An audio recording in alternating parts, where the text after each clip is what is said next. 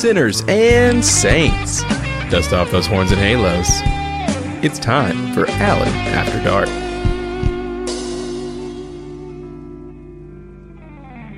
Sinners, saints, bitches, whores, sluts, skanks, pole smokers, ass munchers, cocksuckers, tongue fuckers, or something, I don't know. Jesus Christ. What the hell am I talking about? All I know is that I can tell you this. I feel an abomination coming on. I might commit 2 or 3 abominations. Who knows? I'm in the mood for sinning, and I think you all are too. And we deserve it. Don't you just sometimes just want to just cut loose and not give a flying fuck about anything? If it means sucking 17 dicks in a row, that's my privilege and my right. Not that I could find 17 dicks in a row, but it might be worth a shot. We could give it a shot, couldn't we? Something like that. God, I'm repeating a lot of words, aren't I? I must not be drunk enough or something. Actually, I'm not drunk at all. I am just in one of these moods where, the pressure valve just gives and it just blows. And I am just ready to just fuck shit up. And I mean that in a sexual way, not a violent way, bitches. God. There was this night I got in trouble down at the club.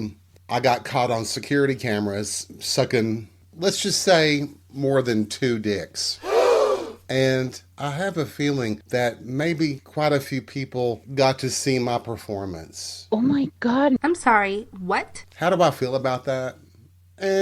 I don't know. Because the same thing nearly happened at one of the pool parties one summer, but it was just 1 dick that time. And the person who recorded the performance told me they did. And apparently it's in their spank bank up until this day. I would think you'd get tired of it and you'd want to get new footage, new videos to watch, to indulge in or something. But maybe not. Maybe I'm that hot. Oh, that's just a fucking lie right there. Jesus Christ. Oh my God. I guess I have been embarrassed a few times from my behavior, but actually if you did it, you can't really take it back. So you can apologize or shrug and say, hey, I did it. And as long as nobody got hurt. And in fact, in most cases, somebody had an orgasm. I don't know many people complaining about that. So you just take a bow and move on, right? It's what we should do. It's what I do. It's what I've done. Holla. But I really am in this mood that I just really don't give a fuck. And there's no telling what I might do. Once again, sexually, I'm not talking about violence or psychological torture, even though I have been told a few times that seeing me naked is a version of psychological torture. I can deal with that. It's okay. Brings out the vampire in all of us, doesn't it? I think so. Do you think, how do I say it? Someone cutting your hair, is that erotic? That's a stupid question, isn't it? Because virtually everything between 2 guys is erotic. But I was thinking more along the lines of, like when he's cutting your hair, you're in the chair and his crotch rubs up against one of your knees, or he's really close and you can feel his hot breath on your face and on your neck. And, sorry, is it getting warm in here? I've always had this sentiment that any place could be a gay bar, even the men's room at the First Baptist Church. You just have to tone the music down a little bit.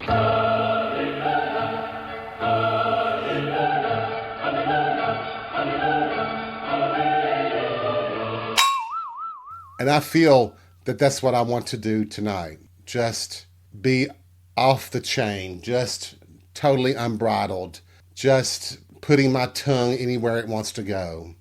Did you hear that, Alex? Did you hear that, Stephen?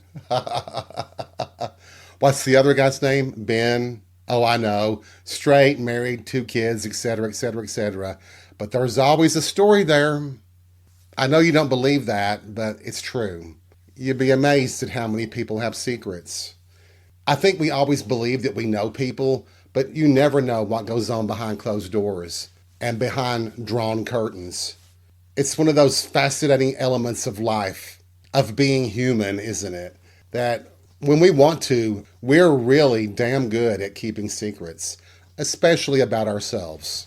And virtually everything that I do that people talk about or gossip about, there are things that I really want people to talk about.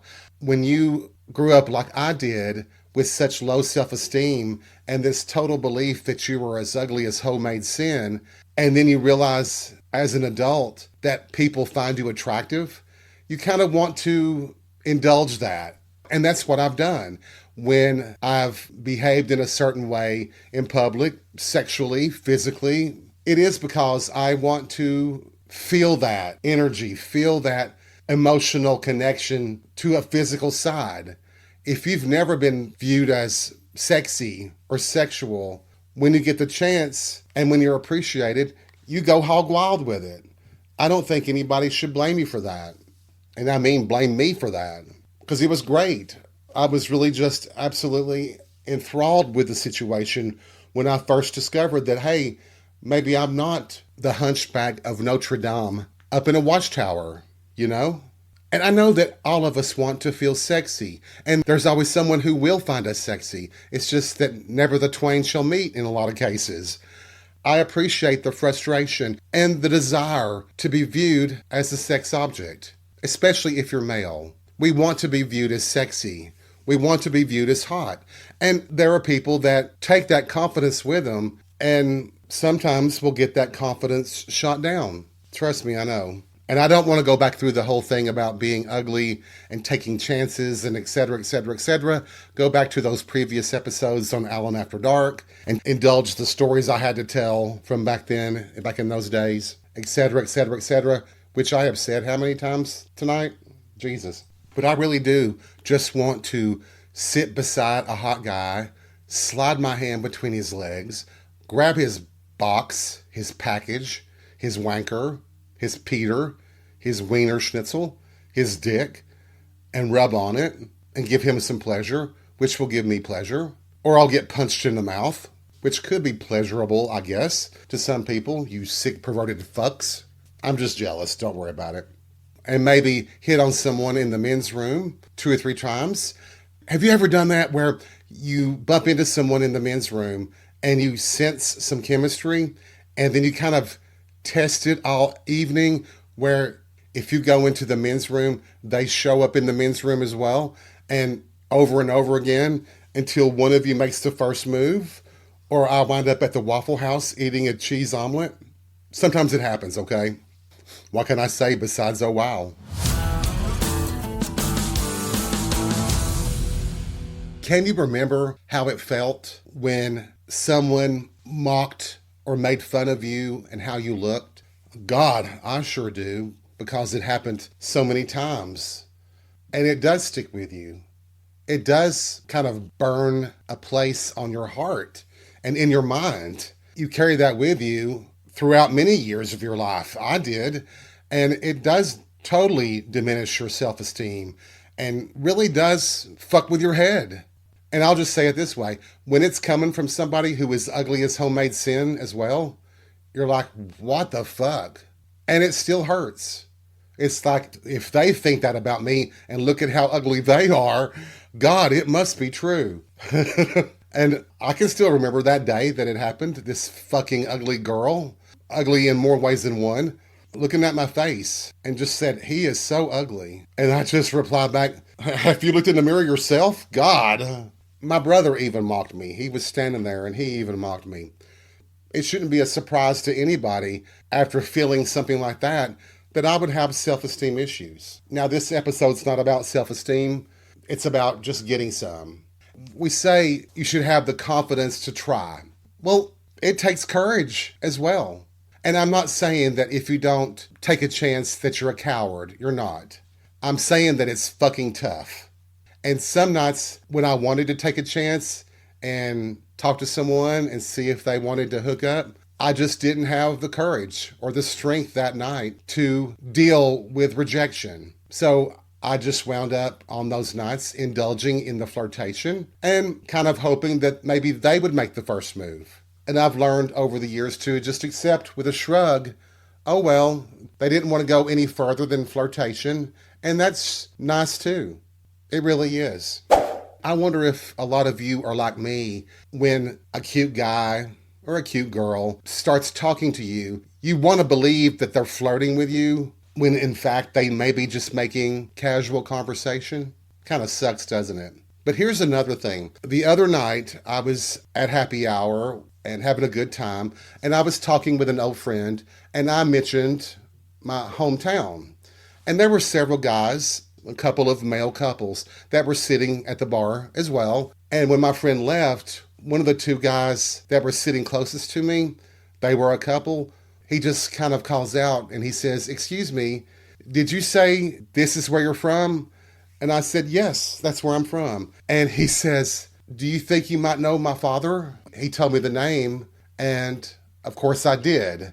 His father was a few years ahead of me in high school, but I knew him. That kicked off a conversation, small world, yada, yada, yada. But I have this thing that it would have been kind of hot to hook up with him and his husband because they were from my hometown. Because we were so suppressed back when I was in high school. It was scary to be gay. You couldn't be openly gay at all. You had to be careful. You risked violence, even murder, if you were found out. And it almost feels like now fooling around with someone from my hometown is like the ultimate rebellion, like being defiant and giving everybody the middle finger. That may be a strange kink to have, but I kind of have it. Tonight's happy hour will be my regular drink, a few shots, a couple of gropes with permission, not arbitrary, a few laughs, a few appetizers with friends. And when I say appetizers, I mean dick as well. Oh, come on, you knew that, didn't you? Shit. God, what should I wear tonight? What should I wear? We're heading into spring, sort of, but you never know how cold the club's going to be. It could be 75 degrees Fahrenheit outside and be 12 degrees and the Arctic inside the club because they have to cool it down in preparation for bigger crowds that come in later. God, I still miss the days when I could open a club and close a club compared to now when I'm like, all right, guys, it's 8:30. It's almost time for bed. Are we going to leave or what? I all of a sudden remember this time when it was one of those kind of cruisy things where I was going back and forth to the men's room and this guy was kind of following me in and out. And he didn't want to suck dick or kiss. He wanted to eat ass. And, well, in the stall, I let him eat my ass. What? Oh my God. It was nice. But we go back out to the bar and I go to my seat and everything. And he comes back out, and I can see him. I didn't realize, I don't think, that he had a boyfriend. And the first thing he does when he stands beside his boyfriend is kiss him. Well, I just about busted a tit from laughing, thinking about that. I'm like, you just had your tongue in my ass. Now, don't get me wrong. It's a sweet ass. It's nice back there. But then you put your tongue down your boyfriend's throat right afterwards. I wonder what he thought. Could he tell? Could he? I gotta be honest though, I'm not big on ass munching, even though it's virtually in every single porn you'll ever see. The top always eating all that ass, getting that tongue up in there. I like to watch it. I'm just not that big on doing it. I definitely don't mind it being done to me. If you want to eat my ass, hell yeah, that's good. Funny that though, isn't it? How many asses have I eaten in my life? That is a good question. Probably just a couple. Shocking, huh? I still feel like, despite what everybody might think, that I am very, I'm very inexperienced, technically, with sex. I'm sorry, what? You find that shocking? Why? We've talked about this before, but what would be the best scenario? Would it be great to have found your life mate, the love of your life, when you were 16 and you are together forever, and that's your only lover, your only partner ever? Or somebody like Dawson, the porn star, who has a movie called Dawson's 70 Load Weekend. Obviously, it's subjective, and every one of us have different views on what works for us. Now, I don't know how anybody could handle 70 fucks up the ass in one weekend, but bless his heart, he did. Dawson, that is. So I think I'm comfortable in saying that between the Happily Ever After guys and the Dawson's 70 load weekend, I'm in the middle somewhere there, okay? Do I wish I had had more sex? Yes. Could I have had more sex? Well, yes, definitely. I mean, you could. I gave it my 110% though every time I was out in the clubs when I was young. Didn't we talk about that once before? Like, I would go to the clubs on Fridays and Saturdays if I didn't have plans or a date or something. So let's say that I had a men's room hookup each time I went. So that would be 2 times a week times 52 weeks. That's 104 partners, 104 blowjobs in 1 year. When you say it like that, that seems like a lot. But as you're going through the year, it doesn't seem like that many. That number kind of creeps up on you, doesn't it? Damn. Could it be possible for me to get 104 in tonight? Maybe. That'd be some kind of record, wouldn't it? But you know what? That Jordan Brandt from Brandt's Boys, that porn star, I would try to do him 104 times in a row and be very, very happy. He is just a fucking stud. Oh my God. Dark hair, the little bit thicker than 5 o'clock shadow for a beard, the hairy chest, the muscles, the great ass. He's thick. He is a hairier version of Henry Cavill. But the thing is, Jordan Brandt, I actually would have a shot at him because, well, he's a porn star. He would be available for a certain price, a price that might be attainable, whereas Henry Cavill, if he had a price, it would be in the millions, which would probably be worth it. Nah, I can't even say that. There's no way anybody's worth $1 million for a blowjob. Nobody. Now, if someone wants to give me $1 million for a blowjob, I'm all in, bitches. All in. I mean, it's clear that my behavior is going to be unpredictable at happy hour tonight. I have a feeling I'm going to be staying later than just happy hour. I don't think it's a bad thing that my behavior could be unpredictable. Even in my unpredictability, there is predictability. I have a goal. I have a location. I just need the means to achieve that goal. And that's what I mean by unpredictable. Who knows what I might do or say to get in a guy's pants? Damn, it's feeling good to be primal and animalistic. I like feeling this way tonight. I could be in trouble. Or maybe the men at the bar might be in trouble, right? Because I am feeling hungry and thirsty and horny. And I'm stupid.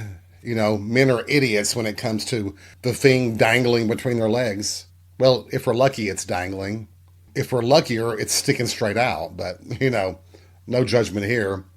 And it's really gratifying, isn't it, to satisfy your fantasies, especially the ones that make up part of your sexuality. I swear, if a couple of my friends are there, all I have to do is say the word and they would take me to a place where there's glory holes. And I would be really happy to indulge that tonight, I think. You know, this is why I could never run for political office. All any opponent would have to do is play episodes of Alan After Dark, and I'd be done for. Nobody in this country, or most of the world, appreciates a politician who would be honest about their sexuality, their lifestyle. You know? Isn't that one of the funny things about it? That I am totally open and free with things I've done, the adventures I've had, and that would be held against you. How dare you have a spirit of liberation when it comes to your body and your sexuality? That's not supposed to be for public consumption. But I beg to differ. It's like we don't know that everybody in the world, including politicians and ministers and religious people, you think they don't have their kinks and their secrets hidden deep in closets? Give me a fucking break. Jesus Christ. We all know that everybody has their thing. They have these secret desires that they will express behind closed doors, hoping that nobody ever finds out. All these celebrities who do their sex tapes and things, seriously, are you sure you didn't want them to get out? I think if you thought long and hard about it, and you are an A-lister, an A-celebrity, you would think really hard before you would allow someone to videotape or film your sexcapades. Now, granted, I know several women who've had their encounters filmed without their knowledge. Hell's bells, that's horrible. Fuck. But I've always said, too, the best way to have privacy and not get attention is to try to get attention. So how would that go against me, you think? I think it would, right? I think if I tried to run for office at any level, that I would be annihilated by the press and by people. You know, it's so funny, too, that people that are already prominent in your community, like athletes and coaches and certain popular mayors or governors or whatever, they have their own secrets and they have their own kinks and whorish ways. But if enough people love them or they're rich enough to buy people off, they're allowed to get away with it. I would never be allowed to do that. But then again, my sex life is all right here in all these episodes of Alan After Dark. Does it sound like I'm bragging? Maybe. You know why? I am bragging. Oh my God, thank you so much for listening to this random craziness tonight. I hope you've had fun. I hope you've been entertained and overjoyed and overwhelmed at all this blossoming love fest that I'm trying to spray everywhere. Yeah, that sounded disgusting just when it come out of my mouth. But either way, did you have fun today? Good. And as always, remember, take life by the balls and be real. We'll see you soon.